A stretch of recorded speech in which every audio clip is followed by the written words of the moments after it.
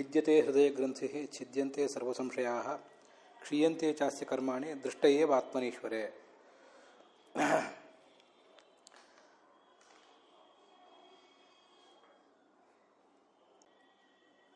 सूतः शौनकादीन् एवं बोधयामास. यदा ईश्वरस्य साक्षात्कारः भवति तदैव हृदयग्रन्थि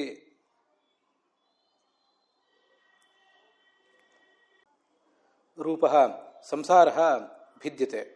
सर्वेपि तत्त्वविषयकाः संशयाः छिद्यन्ते. विना च प्रारब्धं कर्म सर्वमपि संचितं कर्मापि क्षीयते. आत्मनि ईश्वरे इति समानाधिकरणेन पदद्वयेन जीवैक्यं तु नोच्यते, न तथा व्यासस्य अभिमतं वर्तते. उपनिषदि आथर्वणे दृष्टे एव तस्मिन् दृष्टे परावरे इति वर्तते. परेषामपि ब्रह्मादीनां विष्णुं प्रति विष्णुअपेक्षया अवरत्वं वर्तते. अतः परत्वम् अवरत्वं च यतः भेदसापेक्षम् अतः नूनम् आत्मनीश्वरे इति पदद्वयेन भेदं न मनुते व्यासः. भागवतस्य तृतीये स्कन्धे स्थानद्वये भेददृष्ट्याभिमानेन इति ब्रह्मप्रधानमुपयान्ति अगताभिमानाः इति च भेद एव प्रतिपाद्यते. आत्मनि भेदज्ञानमेव सर्वोत्कृष्टं ज्ञानम् इत्यपि भागवतमेव घोषयति. यस्मिन् लोके द्वैतमिव भवति. अस्वतन्त्रः भेदः, अस्वतन्त्राश्च भेदविशिष्टाः जीवाः वर्तन्ते. तमेनं परमात्मानं जीवादन्यं दृष्ट्वैव सर्वेपि मुच्यन्ते. जीवपरमात्मानौ द्वौ सुपर्णौ समानं वृक्षं खलु आश्रित्य तिष्ठेते. तयोः जीवनाम सुपर्णः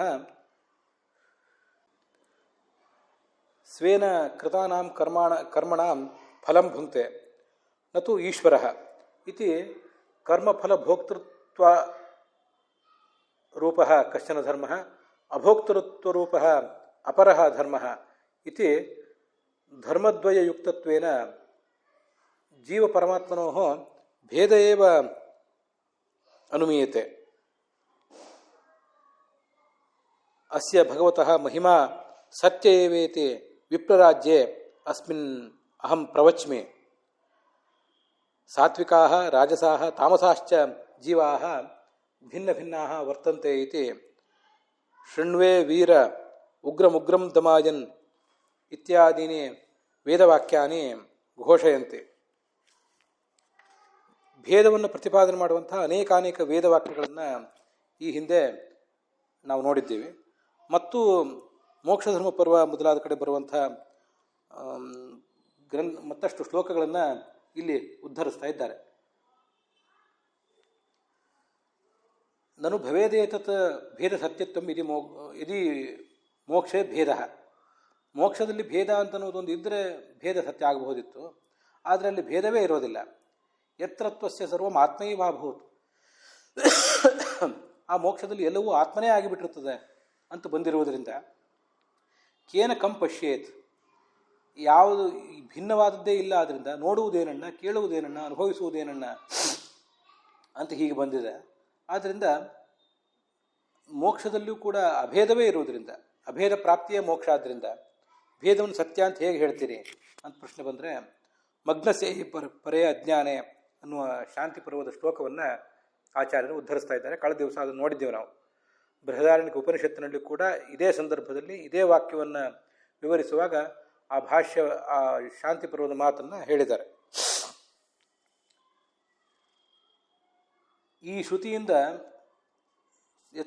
ಸರ್ವಂ ಆತ್ಮೈವಾಭೂತ್ ಎಂಬ ಶ್ರುತಿಯಿಂದ ಮೋಕ್ಷದಲ್ಲಿ ಆತ್ಮದ ಅಭೇದ ಸಿದ್ಧ ಆಗೋದಿಲ್ಲ. ಹೊರತು ಅಲ್ಲಿ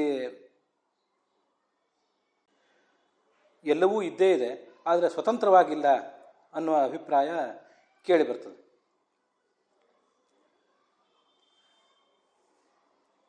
ಒಂದು ವೇಳೆ ಆ ಮುಕ್ತಿಯಲ್ಲಿ ಯಾವುದರ ಜ್ಞಾನವೂ ಇಲ್ಲ ಅಂತಾಗಿದ್ದರೆ ಅಂಥ ಪರಮ ಅಜ್ಞಾನ ರೂಪವಾದಂಥ ಮುಕ್ತಿ ಅನ್ನೋದು ಹೇಗೆ ಪುರುಷಾರ್ಥ ಆಗಲಿಕ್ಕೆ ಸಾಧ್ಯ ಅಂತ ಆ ಶಾಂತಿ ಪರ್ವದ ಮಾತು ಅಜ್ಞಾನ ರೂಪವಾದ ಅಭೇದ ರೂಪವಾದಂಥ ಮೋಕ್ಷವನ್ನು ಪುರುಷಾರ್ಥವೇ ಅಲ್ಲ ಅಂತ ತಿರಸ್ಕರಿಸಿದೆ. ಅದಲ್ಲದೆ ಮತ್ತು ಸ್ಮೃತಿಗಳಲ್ಲಿ ಅಂದರೆ ಪೌರುಷೇಯ ವಾಕ್ಯಗಳಿಂದ ಮತ್ತು ಬ್ರಹ್ಮಸೂತ್ರಗಳಿಂದ ಆ ಭೇದವನ್ನೇ ಸ್ಥಾಪನೆ ಮಾಡುವಂಥ ಪ್ರಯತ್ನವನ್ನು ಆಚಾರ್ಯರು ಇಲ್ಲಿ ಮಾಡ್ತಾ ಇದ್ದಾರೆ. ಬಹವಃ ಪುರುಷ ಬ್ರಹ್ಮನ್ ಉತಾಹೋ ಏಕ ಏವತೋ ನೈತದಿಚ್ಛಂತಿ ಪುರುಷಂ ಏಕಂ ಕುರುಕುಲೋದ್ವಹ. ಬ್ರಹ್ಮನ್ ಎಂಬುದಾಗಿ ಜನಮೇಜಯ ವೈಶಂಪಾಯನರನ್ನು ಪ್ರಶ್ನೆ ಮಾಡಿ ಹೀಗೆ ಕೇಳ್ತಾ ಇದ್ದಾನೆ. ಜ್ಞಾನಿಗಳಾದ ವೈಶಂಪಾಯನರೇ, ಅನೇಕ ಜನ ಚೇತನರಿದ್ದಾರೋ ಅಥವಾ ಒಬ್ಬನೇ ಚೇತನ ಇದ್ದಾನೋ ಅಂತ ಹೀಗೊಂದು ಪ್ರಶ್ನೆಗೆ ಉತ್ತರ ರೂಪವಾಗಿ ಒಬ್ಬನೇ ಚೇತನ ಅಸ್ತಿತ್ವ, ಅನೇಕ ಚೇತನರು ಇಲ್ಲವೇ ಇಲ್ಲ ಅನ್ನೋ ಸಂಗತಿಯನ್ನು ಶಾಸ್ತ್ರ ಒಪ್ಪುವುದಿಲ್ಲ. ಹೀಗೆ ಐಕ್ಯವನ್ನು ನಿರಾಕರಣೆ ಮಾಡಿ ಅನೇಕ ಜನ ಪುರುಷರ ಅಂದರೆ ಅನೇಕ ಜನ ಚೇತನರ ಅಸ್ತಿತ್ವವನ್ನು ಅಲ್ಲಿ ಸಾಧನೆ ಮಾಡಿ ಭೇದವನ್ನು ಪ್ರತಿಪಾದನೆ ಮಾಡಿದ್ದಾರೆ. ಅಲ್ಲೇ ಮುಂದೊಂದು ಶ್ಲೋಕ ಇದೆ. ಬಹೂನಾಂ ಪುರುಷಾಣಾಂ ಚ ಯಥೈಕ ಯೋನಿರುಚ್ಯತೆ ತಥಾತಂ ಪುರುಷಂ ವಿಶ್ವಂ ಆಖ್ಯಾಸ್ಯಾಮಿ ಗುಣಾಧಿಕಂ ಇತಿ ಪರಮಪುರುಷಸ್ಯ ಜೀವಕಾರಣತೆಯ ಪೃಥಗಭಿಧಾನಾಚ ಭೇದಸಿದ್ಧಿ. ಅನೇಕ ಜನ ಚೇತನರಿದ್ದಾರೆ, ಅವರೆಲ್ಲರಿಗೂ ಕೂಡ ಏಕೈಕ ಯೋನಿ ಅಂದರೆ ಕಾರಣನಾದ ಪರಮಾತ್ಮ ಇದ್ದಾನೆ. ತಥಾತಂ ಪುರುಷಂ ವಿಶ್ವಂ, ಹೀಗೆ ಸಕಲ ಜಗತ್ತಿಗೂ ಕಾರಣನಾಗಿ ಆ ಪರಮಾತ್ಮನನ್ನು ನಾನು ಹೇಳುತ್ತೇನೆ, ಅವನು ಗುಣಾಧಿಕನಾಗಿದ್ದಾನೆ ಅಂತ ಪರಮಪುರುಷನಾದ ಭಗವಂತನನ್ನು ಸಕಲ ಜೀವದ ಹಾಗೆ ಜಡದ ಉತ್ಪತ್ತಿಯೂ ಕೂಡ ಕಾರಣ ಅಂತ ಅಲ್ಲಿ ಮಹಾಭಾರತದಲ್ಲಿ ಬಂದಿದೆ. ಅದರ ಮುಂದೆ ಭೇದ ದೃಷ್ಟ್ಯಾಭಿಮಾನೇನ ಪಶ್ಯಂತೋ ಯಾಂತಿ ತತ್ಪದಂ ಇತಿ ವಾಯುಪ್ರೋಕ್ತೆ ಅಂತ ಇನ್ನೊಂದು ವಾಯುಪ್ರೋಕ್ತ ಅನ್ನೋ ಗ್ರಂಥವನ್ನು ಉದ್ಧರಿಸ್ತಾರೆ ಆಚಾರ್ಯರು. ಭೇದ ದೃಷ್ಟ್ಯ ಅಭಿಮಾನೇನ ಪಶ್ಯಂತಹ, ಪರಮಾತ್ಮನನ್ನು ನಾವು ತಲುಪಬೇಕಾದ್ರೆ ಆ ಪರಮಾತ್ಮ ನಮಗಿಂತ ಭಿನ್ನ ಅಂತಲೇ ಭಾವಿಸಬೇಕು. ಅಭಿಮಾನ ಅಂತ ಮತ್ತೊಂದು ಶಬ್ದ ಇದೆ. ಅಭಿಮಾನ ಅಂದರೆ ಭಕ್ತಿ ಅಂತ ಅರ್ಥ. ಅಲ್ಲಿ ಭಗವಂತನಲ್ಲಿ ಅಭಿಮಾನ ಅಂದರೆ ಭಕ್ತಿಯಿಂದ, ಹಾಗೆ ಭೇದ ಜ್ಞಾನದಿಂದಲೇ ಆ ಭಗವಂತನನ್ನು ತಲುಪುವುದು ಸಾಧ್ಯ ಅಂತ ಅದರ ತಾತ್ಪರ್ಯ. ಅದನ್ನು ಭಾಗವತ ತಾತ್ಪರ್ಯದ ವ್ಯಾಖ್ಯಾನ ಒಂದು ಕಡೆ ಹೀಗೆ ಹೇಳಿದೆ. ಅಭಿಮಾನೇನ ಅಂದರೆ ಅಭಿಮಾನ, ಅಭಿವ್ಯಾಪ್ಯಮಾನ ಅಂತ ಅರ್ಥ, ಪೂರ್ಣವಾದಂಥ ಜ್ಞಾನ. ಮಾನ ಅಂದರೆ ಜ್ಞಾನ, ಮಾಹಾತ್ಮ್ಯ ಸ್ನೇಹಪೂರ್ವಕ ಜ್ಞಾನೇನ. ಭಗವಂತನನ್ನು ಅಲ್ಪ ಸ್ವಲ್ಪ ತಿಳ್ಕೊಂಡ್ಬಿಟ್ರೆ ಅದು ಅಭಿಮಾನ ಅಂತ ಅನಿಸ್ಕೊಳ್ಳೋದಿಲ್ಲ. ಇಲ್ಲಿ ಅಭಿಮಾನ ಅಂದರೆ ಅಟ್ಯಾಚ್ಮೆಂಟ್, ಒಬ್ರು ಯಾರ್ದೋ ಒಬ್ಬರ ಬಗ್ಗೆ ಕುರುಡು ಅಭಿಮಾನ ಅಂತ ಹೀಗೂ ಅರ್ಥ ಅಲ್ಲ. ಮಾನ ಅಂದರೆ ಜ್ಞಾನ ಅಂತ ಅರ್ಥ. ಅಭಿ ಅಂದರೆ ಪೂರ್ಣವಾದಂಥ ಜ್ಞಾನ, ಮಾಹಾತ್ಮ್ಯ ಜ್ಞಾನಪೂರ್ವಕವಾದ ಮಾಹಾತ್ಮ್ಯವನ್ನು ತಿಳಿದು ಆ ಭಗವಂತನಲ್ಲಿ ಭಕ್ತಿ ಮಾಡುವುದು ಅಂತ ಮುಂದರ್ಥ. ಹೀಗೆ ಅಭಿಮಾನ ಅಂದರೆ ಪೂರ್ಣವಾದ ಜ್ಞಾನ, ಸಕಲ ಗುಣಗಳ ಪೂರ್ವಕವಾಗಿ ಜ್ಞಾನ ಅಂತ ಅದರ ತಾತ್ಪರ್ಯ. ಅದರ ಮುಂದೆ ಅನುಪಪತ್ತೇಸ್ತುನ ಶಾರೀರ ಅಂತ ಒಂದು ಸೂತ್ರ ಇದೆ. ಒಬ್ಬನೇ ಜೀವ ಸಕಲ ಶರೀರಗಳಲ್ಲಿ ಇರುವುದೇ ಅನುಪಪನ್ನ. ಆದ್ದರಿಂದ ಸಕಲ ಶರೀರಗಳಲ್ಲೂ ಕೂಡ ಒಬ್ಬನೇ ಜೀವ ಇದ್ದಾನೆ, ಎಲ್ಲ ಜೀವರು ಅಭಿನ್ನರು ಅಂತ ಹೀಗೆ ವಾದಿಸುವುದು ಸರಿಯಲ್ಲ, ಅದು ಯುಕ್ತಿ ಸಿದ್ಧವಲ್ಲ ಅಂತ ತಾತ್ಪರ್ಯ. ಏಕಸ್ಯ ಸರ್ವಶರೀರ ಸ್ಥಿತತ್ವ ಅನುಪಪತ್ತೇರೇವ ಶಾರೀರ ಜೀವ ನ ಸರ್ವಗತಃ. ಮುಂದೆ ಭೇದವ್ಯಪದೇಶಾಚ್ಚಾನ್ಯ, ಭೇದವ್ಯಪದೇಶಾಚ್ಚ, ಭೇದವನ್ನು ಕೂಡ ತೋರಿಸಿದ್ದಾರೆ. ತೇ ಶತಂ ಪ್ರಜಾಪತೇರಾನಂದ ಸ ಏಕೋ ಬ್ರಹ್ಮಣ ಆನಂದ. ಚತುರ್ಮುಖ ಬ್ರಹ್ಮನ ಒಂದು ಆನಂದ ಅಂದರೆ ಅದು ಗರುಡಶೇಷ ರುದ್ರಾದಿಗಳ ಆನಂದಕ್ಕಿಂತ 100 ಪಟ್ಟು ಮಿಗಿಲಾದದ್ದು ಅಂತ ಹೀಗೆಲ್ಲ ವರ್ಣನೆ ಬಂದಿದೆ. ಹೀಗೆ ಭೇದ ವ್ಯಪದೇಶ ಇದೆ. ಆದ್ದರಿಂದ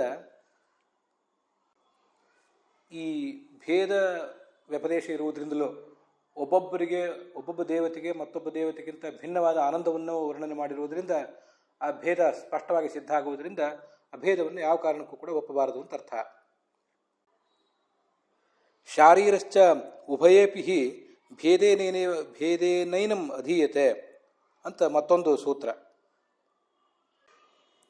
ಈ ರೀತಿಯ ಎರಡು ಸೂತ್ರಗಳೇ ಇವೆ. ಭೇದ ವ್ಯಪದೇಶಾಚ್ಯ ಅಂತ ಒಂದು ಸೂತ್ರ ಇದೆ, ಮತ್ತು ಭೇದ ವ್ಯಪದೇಶಾಚ್ಯ ಅನ್ಯ ಅಂತ ಇನ್ನೊಂದು ಸೂತ್ರ ಇದೆ. ಹೀಗೆ ಎರಡು ಥರದ ಸೂತ್ರಗಳಿರೋದ್ರಿಂದ ಆ ಭಗವಂತನನ್ನು ಜೀವ ಜಡ ಮೊದಲಾದ ಪ್ರಪಂಚಕ್ಕಿಂತ ಭಿನ್ನ ಅಂತಲೇ ಹೇಳಬೇಕು. ಶಾರೀರ ಅಂದರೆ ಈ ಶರೀರದಲ್ಲಿರುವಂಥ ಜೀವ, ಇವನು ಭಿನ್ನನಾಗಿದ್ದಾನೆ ಪರಮಾತ್ಮನಿಂದ ಅಂತಲೇ ಈ ಕಾಣ್ವ ಮತ್ತು ಮಾಧ್ಯಂದಿನ ಶಾಖೆಗಳ ಇಬ್ಬರೂ ಕೂಡ ವಿದ್ವಾಂಸರು ಅಭಿಪ್ರಾಯ ಪಡ್ತಾರೆ. ಅಲ್ಲಿ ಈ ಬೃಹದಾರಣ್ಯಕ ಉಪನಿಷತ್ತು ಏನಿದೆ ಅದು ಶುಕ್ಲ ಯಜುರ್ವೇದಕ್ಕೆ ಸಂಬಂಧಪಟ್ಟದ್ದು. ಶುಕ್ಲ ಯಜುರ್ವೇದದಲ್ಲಿ ಕಾಣ್ವ ಮತ್ತು ಮಾಧ್ಯಂದಿನ ಅಂತ ಎರಡು ಶಾಖೆಗಳು. ಆ ಇಬ್ಬರೂ ಕೂಡ ಆ ಪರಮಾತ್ಮನನ್ನು ಹೀಗೆ ಭಿನ್ನ ಎಂಬುದಾಗಿ ಭಾವಿಸ್ತಾರೆ ಅಂತ ತಾತ್ಪರ್ಯ. ಅಲ್ಲಿ ಈ ಥರದ ಮಾತುಗಳು ಬಂದಿವೆ. ಯಾ ಆತ್ಮನಿ ತಿಷ್ಠರ್ನ ಆತ್ಮನಃ ಅಂತರಃ ಯಮ ಆತ್ಮಾನ ವೇದ. ಯಾವ ಈ ಭಗವಂತ ಜೀವನಲ್ಲಿದ್ದಾನೆ, ಆದರೆ ಜೀವನಿಗೆ ಆ ಪರಮಾತ್ಮನ ಬಗ್ಗೆ ಅರಿವಿಲ್ಲ, ಜೀವನಿಗಿಂತ ಭಿನ್ನನಾದವನು ಈ ಪರಮಾತ್ಮ ಅಂತ ಹೀಗೆ ಸುಮಾರು 10-15 ವಾಕ್ಯಗಳಿವೆ. ಯಹ ತಮಸಿ ತಿಷ್ಠನ್, ತಮಸ್ಸಿನ ಅಭಿಮಾನಿಯಾದ ದುರ್ಗಾದೇವಿಯಲ್ಲಿದ್ದಾನೆ, ಅದು ತಮಸ್ಸಿಗೆ ಅವನ ಬಗ್ಗೆ ಗೊತ್ತಿಲ್ಲ. ಪೃಥ್ವಿಯಾಂ ತಿಷ್ಠನ್, ಪೃಥ್ವಿಯಲ್ಲಿದ್ದಾನೆ, ಜಲದಲ್ಲಿದ್ದಾನೆ, ದಿಕ್ಕುಗಳಲ್ಲಿದ್ದಾನೆ, ಸರ್ವಭೂತಗಳಲ್ಲೂ ಇದ್ದಾನೆ. ಆದರೆ ಇವರು ಯಾರಿಗೂ ಕೂಡ ಆತನ ಬಗ್ಗೆ ಪೂರ್ಣವಾದಂಥ ಅರಿವೇ ಇಲ್ಲ. ಅವನು ಅವರೆಲ್ಲರಿಗೂ ಕೂಡ ಅಂತರ್ಯಾಮಿಯಾಗಿದ್ದಾನೆ ಹೊರತು ಅವರಿಂದ ಅಭಿನ್ನನಾಗಿಲ್ಲ. ಇತಿ ಉಭಯೇಪಿ ಶಾಖಿನಃ ಏನಂ ಜೀವಂ ಈಶ್ವರಾತ್ ಭೇದೇನ ಅಧೀಯತೆ ಅಂತದರ ತಾತ್ಪರ್ಯ. ಪೃಥಗ್ ಉಪದೇಶಾತ್ ಅಂತ ಮತ್ತೊಂದು ಸೂತ್ರ, ಅದು ಕೂಡ ಈ ಪರಮಾತ್ಮನಿಗೂ ಜೀವನಿಗೂ ಭೇದವನ್ನೇ ಹೇಳ್ತಾ ಇದೆ. ಅಲ್ಲಿ ಭಿನ್ನ ಅಚಿಂತ್ಯ ಪರಮಃ ಜೀವಸಂಘಾತ್ ಪೂರ್ಣಃ ಪರೋ ಜೀವಸಂಘೋಷ ಪೂರ್ಣಃ ಯತಸ್ತ್ವಸೋ ನಿತ್ಯಮುಕ್ತೋ ಶಯಂ ಚ ಬಂಧಾತ್ ಮೋಕ್ಷಂ ತತಯೇವ ಅಭಿವಾಂಛೇತ್ ಅಂತ ಒಂದು ಕೌಶಿಕ ಶ್ರುತಿಯನ್ನು ಆಚಾರ್ಯ ಉದ್ಧರಿಸ್ತಾರೆ. ಆ ಕೌಶಿಕ ಶ್ರುತಿಯನ್ನೇ ಇಲ್ಲೆಲ್ಲ ವ್ಯಾಖ್ಯಾನಗಳಲ್ಲೂ ಕೂಡ ವ್ಯಾಖ್ಯಾನಕಾರರು ಹೇಳಿರೋದು. ಅಚಿಂತ್ಯ ಶಕ್ತಿಯುಳ್ಳ ಪರಮಾತ್ಮ ಜೀವಸಂಘಕ್ಕಿಂತ ಭಿನ್ನನಾಗಿದ್ದಾನೆ, ಯಾಕೆಂದ್ರೆ ಅವನು ಪೂರ್ಣ. ಆದರೆ ಜೀವರೆಲ್ಲರೂ ಅಪೂರ್ಣರಾಗಿದ್ದಾರೆ. ಭಗವಂತ ನಿತ್ಯ ಮುಕ್ತ.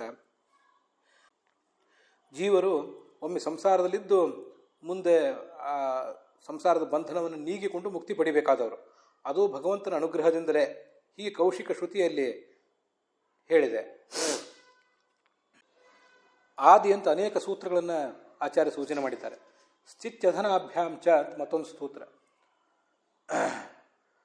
ಒಬ್ಬ ಈ ಕರ್ಮಫಲವನ್ನು ಭೋಗ ಮಾಡ್ತಾ ಇದ್ದಾನೆ, ಇನ್ನೊಬ್ಬ ಮಾಡ್ತಿಲ್ಲ ಇತ್ಯಾದಿಗಳನ್ನು ಹೇಳುವಂಥ ಒಂದು ಸೂತ್ರವೂ ಕೂಡ ಇದೆ. ಹೀಗೆ ಜೀವರಿಬ್ಬರನ್ನು, ಜೀವ ಮತ್ತು ಪರಮಾತ್ಮರಿಬ್ಬರನ್ನು ಕೂಡ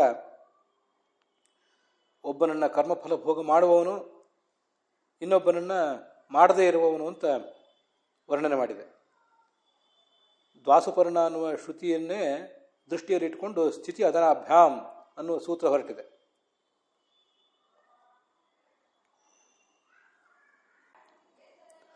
ಮುಂದೆ ಸತ್ಯತ್ವಂಚ ಭೇದಸ್ಯ ಉಕ್ತಂ ಬಾಲ್ಯವೇ ಶ್ರುತವು.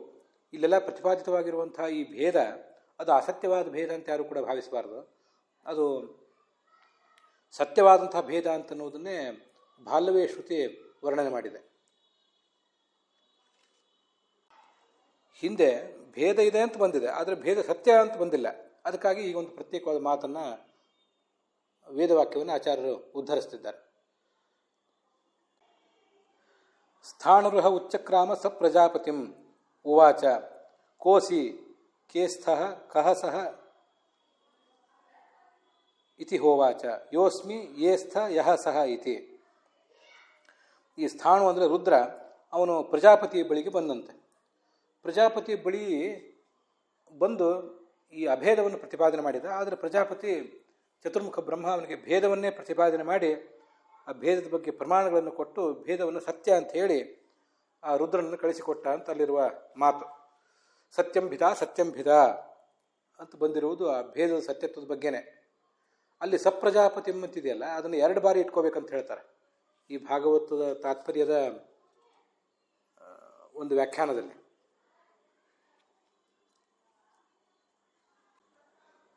ಸಹ ಪ್ರಜಾಪತಿಂ, ಆ ಸ್ಥಾನವು ಪ್ರಜಾಪತಿಯನ್ನು ಸಮೀಪಿಸಿದ ಅಂತ ಒಂದರ್ಥ. ಇನ್ನೊಂದು ಸಪ್ರಜಾಪತಿಂ ಅಂದರೆ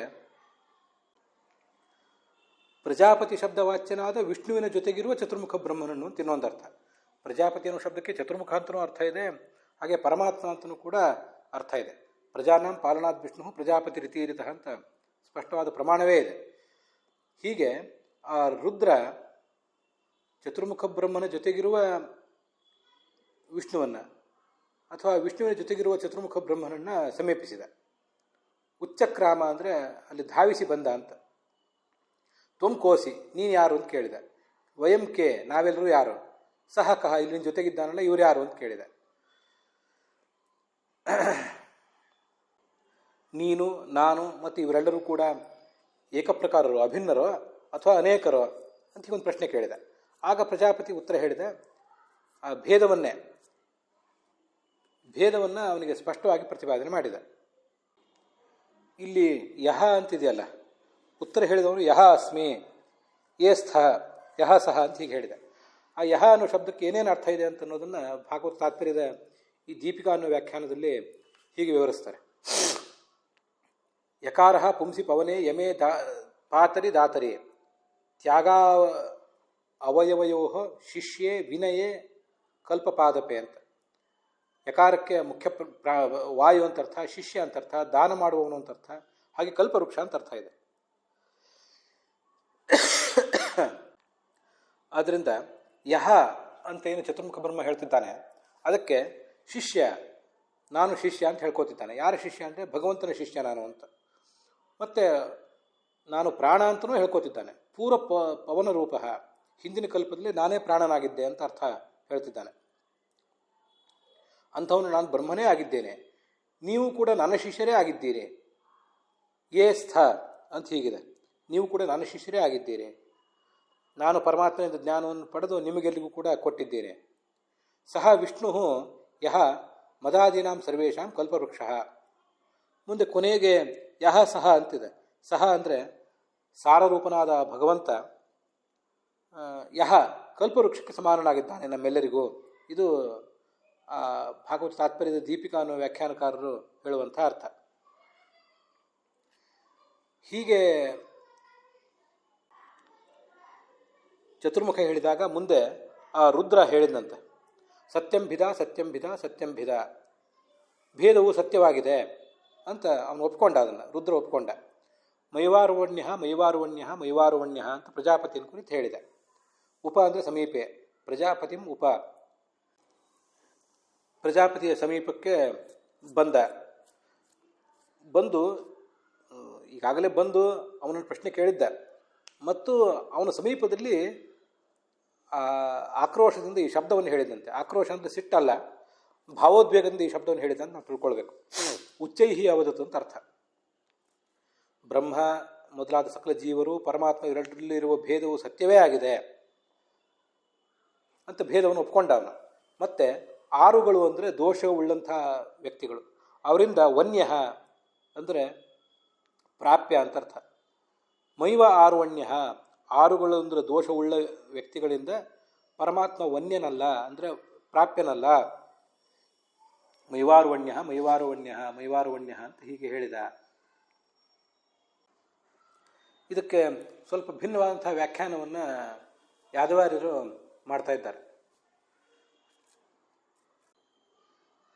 ಚತುರ್ಮುಖ ಬ್ರಹ್ಮನ ಬಳಿಗೆ ಬಂದು ಹೇಳಿದ. ಏನಂತ? ಕಹ ಯಾರು ಅಂತ ಹೀಗೆಲ್ಲ. ಕಿಮ್ ಆಕ್ಷೇಪೆ, ಅಲ್ಲಿ 3 ಕಿಮ್ ಶಬ್ದಗಳಿವೆ ಅಲ್ಲ, ಕಹ ಕಹ ಅಂತ. ನೀನು ಯಾರು, ನಾನು ಯಾರು, ನಾವ್ಯಾರೂ ಭಿನ್ನರೇ ಅಲ್ಲ, ಅಭಿನ್ನರು ಅಂತ ಅದ್ವೈತದ ಪೂರ್ವ ಪಕ್ಷವನ್ನು ಈ ಶಿವ ಮಾಡಿದ ಅಂತ ಅದರ ತಾತ್ಪರ್ಯ. ಎಷ್ಟು ಭೇದ ಪ್ರತೀಯತೆ ಸಹ ಸರ್ವೋಪಿ ಮಿಥ್ಯಾ ಏವ. ಏನು ಭೇದ ಕಾಣಿಸ್ತಾ ಇದೆ ಎಲ್ಲವೂ ಮಿಥ್ಯಾಭೂತವಾದ ಭೇದವೇ. ಅದ್ವೈತವಾದಿಭಿ ತಥಾ ಪ್ರತಿಪಾದನಾತ್, ಎಲ್ಲ ಭೇದವು ಮಿಥ್ಯಾ ಅಂತ ಹೇಳ್ತಾರೆ ಅದ್ವೈತಿಗಳು ಅಂತ ಶಿವ ಪೂರ್ವಪಕ್ಷವನ್ನು ಮಾಡಿದ. ಹೀಗೆ ಆಕ್ಷೇಪ ಮಾಡಿದಾಗ ಅದಕ್ಕೆ ರುದ್ರ ಉತ್ತರ ಹೇಳಿದ. ಯೋಸ್ಮಿ ಯೇ ಸ್ಥ ಮತ್ತು ಯಹ ಸಹ ಅಂತ ಹೀಗೆ 3 ರೀತಿಯಾಗಿ ಉತ್ತರ ಹೇಳಿದ. ಅಲ್ಲಿ ಯತ್ ಶಬ್ದ ಬಂದಿರುವುದರಿಂದ ತತ್ಶಬ್ದವನ್ನು ಅಧ್ಯಾಹಾರ ಮಾಡ್ಕೊಳ್ಬೇಕು. ಒಟ್ಟಾರೆ ಅರ್ಥ ಏನಾಯಿತು?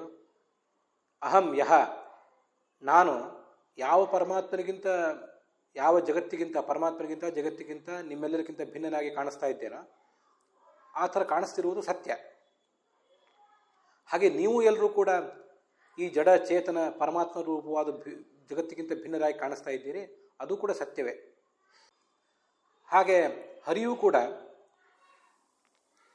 ಈ ಎಲ್ಲ ಜೀವರು ಜಡ ರೂಪವಾದ ಪ್ರಪಂಚಕ್ಕಿಂತ ಭಿನ್ನವಾಗಿ ಕಾಣಿಸ್ತಾ ಇದ್ದಾನೆ, ಅದು ಕೂಡ ಸತ್ಯವೇ ಆಗಿದೆ. ನಮಗೆ ಬರ್ತಿರುವ ಪ್ರತೀತಿ ಇದು ಯಥಾರ್ಥ ಜ್ಞಾನವೇ ಆಗಿದ್ದರೆ, ಆದ್ದರಿಂದ ನಾವೆಲ್ಲರೂ ಭಿನ್ನರೇ ಆಗಿದ್ದೀವಿ. ಆದ್ದರಿಂದ ಆ ಭೇದಕ್ಕೆ ಮಿಥ್ಯಾತ್ವವನ್ನು ಹೇಳಬಾರ್ದು. ಅದ್ವೈತಿಗಳ ಪರವಾದ ಪೂರ್ವ ಪಕ್ಷವನ್ನು ಮಾಡ್ತಾ ಇರುವಂತಹ ಆ ರುದ್ರನನ್ನು ಕುರಿತು ಮತ್ತಷ್ಟು ಆಕ್ರೋಶದಿಂದ ಅದೇ ಚತುರ್ಮುಖ ಬ್ರಹ್ಮನೇ ಮುಂದುವರೆದಂತೆ. ಕೋಪಾಟೋಪೇನ ಶಪಥಪೂರ್ವಕಂ ಉತ್ತರಂ ದತ್ತವಾನ್. ಭಿದ, ನಮಗೆ ಕಾಣಿಸ್ತಿರುವಂತಹ ಈ ಭೇದ ಸತ್ಯಂ, ಸತ್ಯವಾಗಿದೆ. 3 ಬಾರಿ ಆ ಥರ ಅದನ್ನು ಹೇಳಿದ. ಇಲ್ಲಿ ಸತ್ಯಂ ಭಿದ ಅನ್ನುವ ಮಾತನ್ನು ಚತುರ್ಮುಖ ಬ್ರಹ್ಮ ಹೇಳಿದ ಅಂತ ಇದು ಯಾದವಾರ್ಯರ ಮಾತು.